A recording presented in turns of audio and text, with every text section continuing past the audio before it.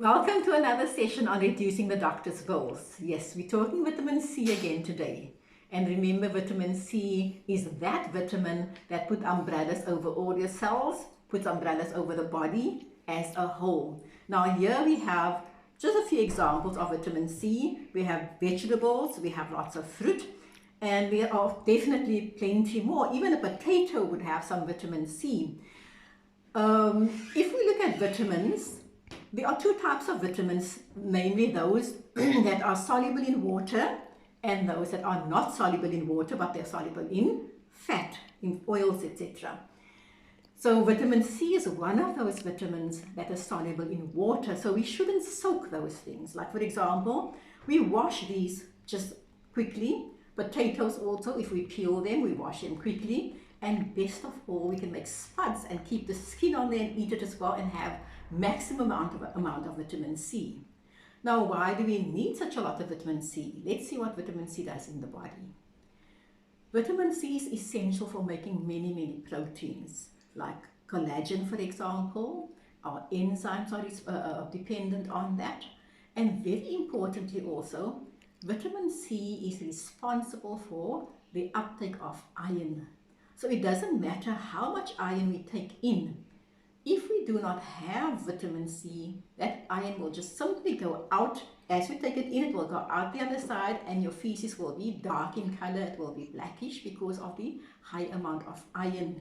So taking in iron without your vitamin C doesn't really make sense because it just simply runs through the body. So whenever you take an iron supplement, make sure you take vitamin C because iron is also part of some of our proteins. For example, a protein that is mixed with, we call them a conjugated protein, that has a metal element with it. Hemoglobin, our red blood pigment, red blood cells have hemoglobin in them, and that hemoglobin has lots of iron. So if we don't have that vitamin C, we will not be able to make hemoglobin because you can't get that iron, and you might suffer anemia. And we know that iron is the element that carries our oxygen in the body, and the body requires oxygen everywhere. So we see that vitamin C plays a role throughout the body. It's responsible also for making proteins like another conjugated protein like mucin. That's the mucus that we have. And we know what mucus does. It lines all the cavities. We said skin goes in here, we have oil. Skin goes right inside, and inside the body we don't have oils, but we have liquids and mucus that lines the cavities. And to protect those cells, that vitamin C is required to make that mucus. Now, a conjugated protein like mucus is complex in the sense that it also has a little bit of a sweetish substance with it, and that is why some children they pick their noses and they eat that mucus because it has a sweet taste. But that much with vitamin C. We said each cell is covered with that umbrella, and that umbrella prevents substances from going in, or bad substances from going into the cell. The substances that normally has to go into the cell, let's just take this for example as the cell membrane. Anything that has to go inside will be small enough. I see a tiny hole here. It will be small enough to go through those tiny spots or those tiny holes. And the umbrellas will not affect the movement of substances into the cell. And remember, we said those umbrellas are also proteins. They are on the surface, they serve as proteins, or they anchor just inside the membrane, and we call them lipid anchored proteins. So there are a lot of proteins that protect the cell. The sketch is here, you can have a look at it again.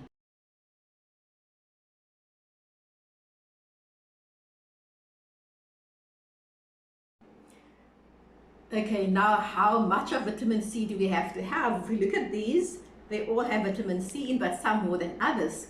Strawberries, for example, they're nice. You can eat them with ice cream. They have the most vitamin C. These citrus fruits, they also have quite a bit of vitamin C, but believe me that a green pepper has virtually as much, even more than your oranges that everybody raves about. Potato itself also has quite a bit of vitamin C. Now, there is something that we speak about RDA that says your recommended daily allowance. Now, recommended for whom? Because all of us have different activities, we have different needs in the body, and because of our activities, proteins break down in the body. So the more we have, the more active we are, the more proteins we have to replace, the more vitamin C we require. So that RDA is just about a guideline. And for my personal perspective is that you need at least 1 gram of vitamin C, at least a gram of vitamin C a day. That says about 500 milligrams in the morning, 500 milligrams later in the day. Do not take too much because it's water soluble and it will wash out of the body. The body cannot handle that much at a time. So maximum 500 milligrams at a time.